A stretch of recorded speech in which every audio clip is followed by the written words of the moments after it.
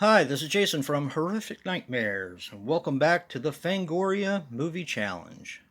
Now, this is the segment I've been doing with my good buddy Joe the Horror Man, where we're not only going to watch, but also review all 101 movies Fangoria thinks we should have seen. Today, we're going to be talking about Alone in the Dark. Alone in the Dark is a 1982 film which runs approximately 95 minutes and is written and directed by Jack Shoulder. He was responsible for The Hidden, Arachnid, and A Nightmare on Elm Street Part 2, Freddy's Revenge. Now this stars Jack Palance as Frank Hawks. He passed away on November 10th, 2008 at the age of 87. He was in Shane, City Slickers, and Tango and Cash. Donald Pleasance as Dr. Leo Bain. He passed away on February 2nd, 1995 at the age of 75. He, of course, was Dr. Loomis in the Halloween films. He was in Cul-de-sac.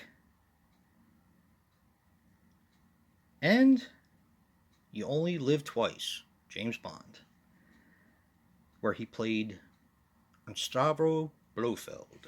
Actually, probably my favorite Blofeld, I think. Pretty sure.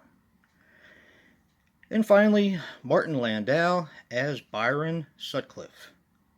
He passed away on July 15th, 2017, I think, or 2012. Can't read my handwriting. At the age of 89.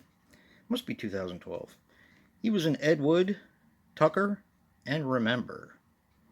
Now, this had a budget of $1 million, and it was the very first feature from New Line Cinema, owned by Bob Shaye. It actually has Lynn Shaye in a very small part.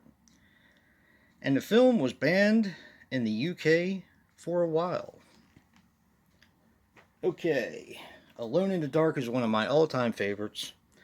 I consider it very much a slasher as a home invasion film.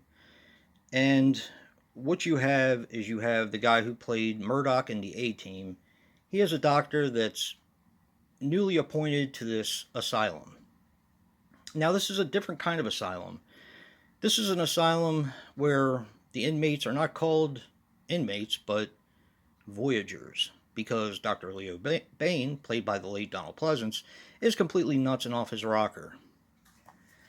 He has a different way of dealing with the quote-unquote crazies at his asylum. Some work, some don't. Now, he wanted to make the place feel less like an asylum and more like a place that they could call home. So, it doesn't have a conventional look, and it also has a security system run by electricity. Well, the power goes out, and the inmates escape because they think that the new doctor, of course, Murdoch from the A-Team, actually killed their old doctor and is planning on killing them. So, in a paranoid fit of rage, they go to where he lives and, so on and so forth. And I'll basically leave it there. This actually has a lot of social commentary. I've always liked this film. It's really not what I expected, but I'll get to that in a minute. It has social commentary, but it doesn't beat you over the head with it, which is something I really like about this film. The acting and the cast is first rate. I mean, you really can't do any better than Jack Palance and Martin Landau and Donald Pleasance. I mean, to see them all in a film together is like seeing Christopher Lee and Peter Cushing and Vincent Price and, all of them in a film together, in my opinion. They're fantastic actors, and they play their parts extremely well. Now, when I originally rented this, because I'm old, everybody likes to laugh about that one, but we actually had a RCA CED video disc player, and this was one of the CED video discs that I used to rent. And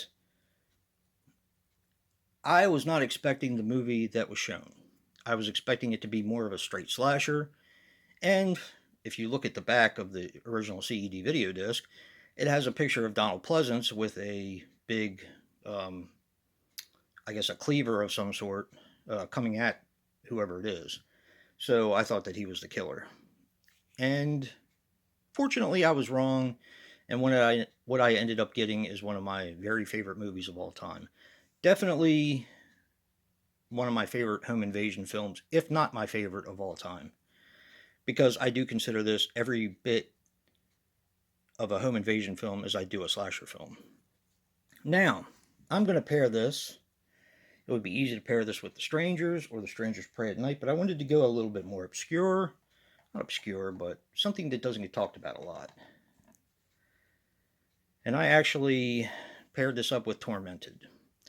Tormented is also known as Berkshire County, and it is very easily mixed up with the movie Torment because it has a very similar cover where it has a person with a mouse mask on the front. Don't know why they did that, because to me, the marketing just sucked, because, people are going to think that they already bought it. It's very similar. So similar, in fact, that I had to take a double take when it first came out. But what you actually have in this movie is a fantastic home invasion film. Very cleverly written, too. So I definitely recommend Tormented. Definitely check out Alone in the Dark. I'm sure most people have seen it by now. It is definitely one of the 101 films that you definitely should have seen.